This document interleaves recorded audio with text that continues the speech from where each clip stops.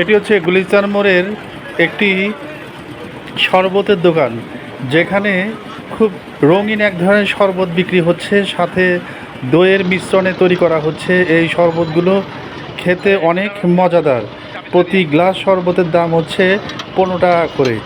একদিকে গরম আর একদিকে তৃষ্ণার্ত মানুষের এই লোভনীয় রং দেখে তারা আকৃষ্ট হয় এই শরবত খাওয়ার জন্যে।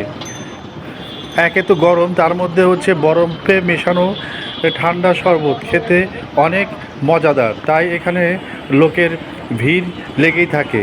এই রঙিন শরবতের পাশাপাশি সে লেবু লবণের শরবতও বিক্রি করে, যা 10 টাকা প্রতি গ্লাস।